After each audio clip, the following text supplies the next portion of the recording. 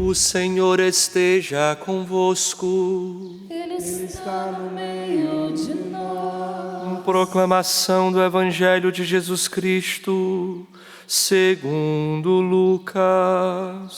Glória a vós, Senhor. Naquele tempo, Jesus dizia aos discípulos: um homem rico tinha um administrador que foi acusado de esbanjar os seus bens. Ele o chamou e lhe disse: que é isto que eu ouço ao teu respeito? Presta contas da tua administração, pois já não podes mais administrar meus bens. O administrador então começou a refletir: o Senhor vai me tirar a administração, que vou fazer? Para cavar não tenho forças, de mendigar tenho vergonha. Já sei o que fazer, para que alguém me receba em sua casa quando eu for afastado da administração. Então ele chamou cada um do que estavam devendo ao seu patrão e perguntou ao primeiro: quanto deves ao meu patrão? Ele respondeu: 100 barris de óleo. O administrador disse: pega a tua conta, senta-te depressa e escreve 50.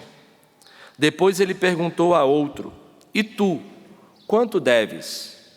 Ele respondeu: 100 medidas de trigo. O administrador disse: pega a tua conta e escreve 80. E o Senhor elogiou o administrador desonesto, porque ele agiu com esperteza. Com efeito, os filhos deste mundo são mais espertos em seus negócios do que os filhos da luz. E eu vos digo: usai o dinheiro injusto para fazer amigos, pois quando acabar, eles vos receberão nas moradas eternas. Quem é fiel nas pequenas coisas, também é fiel nas grandes. E quem é injusto nas pequenas, também é injusto nas grandes. Por isso, se vós não sois fiéis no uso do dinheiro injusto, quem vos confiará o verdadeiro bem? E se não sois fiéis no que é dos outros, quem vos dará aquilo que é vosso? Ninguém pode servir a dois senhores, porque ou odiará um e amará o outro, ou se apegará a um e desprezará o outro. Vós não podeis servir a Deus e ao dinheiro. Palavra da salvação. Glória a vós, Senhor.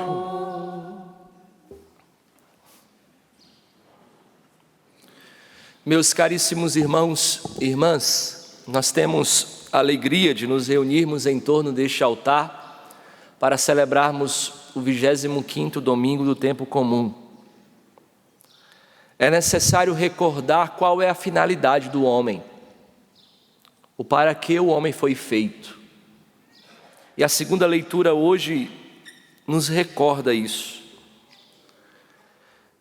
Segundo São Paulo a Timóteo, ele diz que Deus quer que todos os homens se salvem e cheguem ao conhecimento da verdade.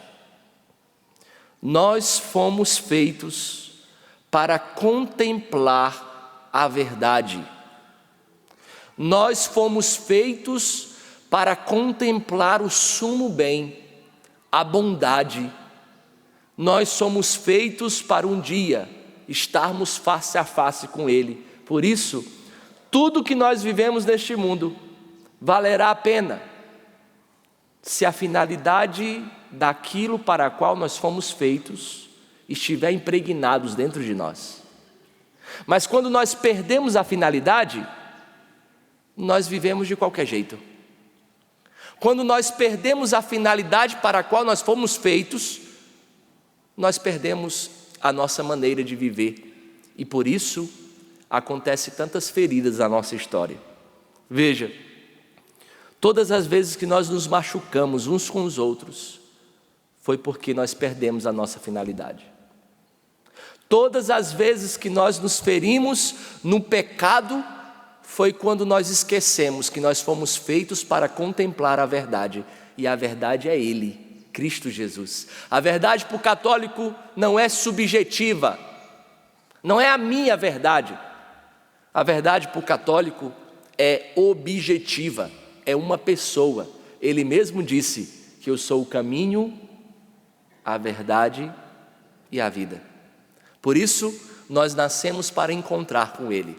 E quando nós não encontrarmos com Ele, simplesmente a nossa vida está frustrada. A partir disso, nós podemos olhar para o Evangelho de hoje, que aparentemente parece um elogio a uma desonestidade, mas não é.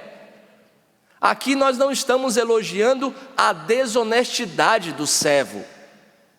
Aqui, nosso Senhor está elogiando o método previdente na finalidade que era dele.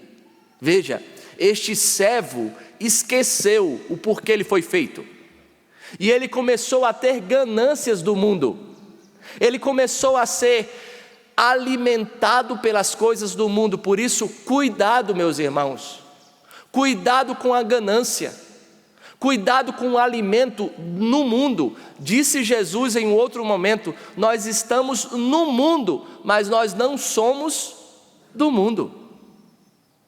Cuidado com as suas preocupações.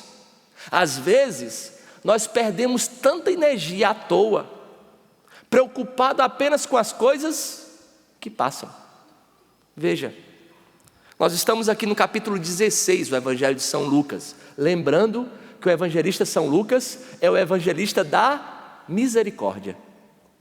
Por isso, o nosso olhar não precisa estar apenas no servo, mas também naquele homem, no patrão, que deu ao servo os seus bens. É que o que eu e você recebemos, nós não temos direito sobre a nossa vida.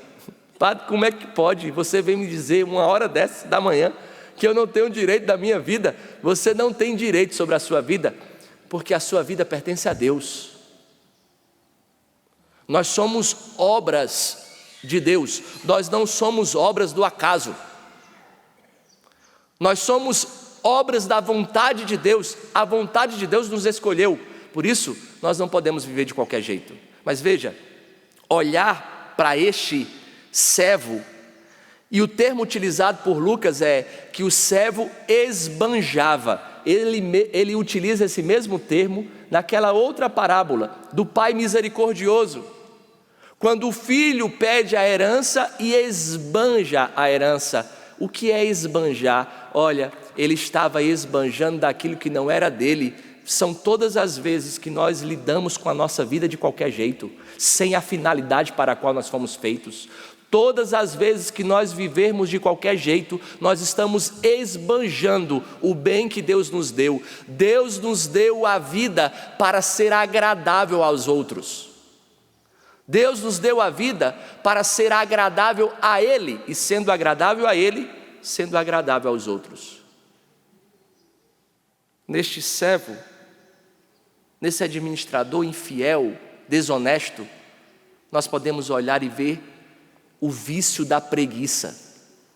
Como que você vê isso, padre? O preguiçoso, ele é preguiçoso para Deus, para as coisas de Deus e para o bem do próximo. Mas para ele mesmo, ele tem muita coragem. Quando o patrão descobriu que aquele homem estava esbanjando dos seus bens e demitiu aquele homem, ele até fez um exame de consciência e percebeu: o que eu vou fazer? Cavar eu não tenho coragem, não tenho forças. De mendigar tenho vergonha. Ou seja, ele não tinha a virtude da fortaleza. Ele não tinha a virtude da humildade. E não ter a virtude da fortaleza e da humildade o faz preguiçoso, porque para as coisas dele ele tem coragem. Mais do que depressa ele foi atrás dos devedores do patrão. Quando nós não lidamos com as coisas de Deus com admiração e desejo, nós queremos ficar sentados esperando a graça de Deus baixar. Quando nós estamos acostumados com a comodidade do mundo, nós queremos ficar sentados esperando a contemplação da verdade. Mas para contemplarmos a verdade, devido ao pecado original, nós precisamos nos esforçar, e esforçar muito. É uma peleja. A vida na graça de Deus é uma peleja, é uma luta constante. Se eu fosse perguntar aqui, quem de nós não lutamos, se a vida é só boa, essa vida não é católica. A nossa vida é de luta. Mas veja, nós não podemos ser preguiçosos nas coisas de Deus. Deus nos trouxe aqui para dizer, nós precisamos aproveitar o dom que Deus nos deu para amá-lo de todo o coração, e para isso nosso Senhor nos dá uma direção: seja fiel num pouco, meu irmão. A melhor maneira de contemplarmos a verdade é sermos fiéis ao dever que Deus te deu hoje. O meu dever como padre não é o mesmo dever que você tem como pai de família e como mãe de família. Seja fiel, mesmo na luta e na fadiga. Seja fiel no pouco, quando ninguém vê. Seja fiel no escondimento, e perceba que os seus olhos espirituais se abrirão, para assim você contemplar a verdade. Nós não fomos feitos para o mundo. E aqui, quando nosso Senhor encerra o Evangelho de hoje dizendo, nós não podemos servir a dois senhores. Nós não podemos servir a Deus e ao dinheiro. Pode transformar, substituir essa palavra utilizada, dinheiro, como você não foi feita para Deus e para as coisas deste mundo. Você pode sim administrar as coisas desse mundo. É bom que você, pai de família, trabalhe com afinco. Você, mãe de família, também, para dar o melhor para os seus filhos, mas saiba, o seu trabalho não é o seu Deus. As suas responsabilidades não podem roubar o lugar de Deus. Tantas pessoas que num domingo não vão à missa porque estão fadigados do trabalho. Meu irmão, aqui é o lugar do descanso. Ou pior, tantas pessoas que não vão à missa num domingo porque acham que o trabalho é o suficiente para viver. O trabalho é necessário, o trabalho dignifica o homem, mas não é o Senhor do homem. Hoje, nós queremos nessa Eucaristia pedir a Deus a graça de sermos previdentes, de nos anteciparmos, de termos entenda bem, de termos uma santa esperteza. Se você não for fiel naquilo que Deus hoje já te deu, nós não seremos capazes de contemplar a verdade. A finalidade do homem não é esbanjar a sua vida naquilo que passa, mas sim contemplar a verdade que nunca passa. Louvado seja nosso Senhor Jesus Cristo.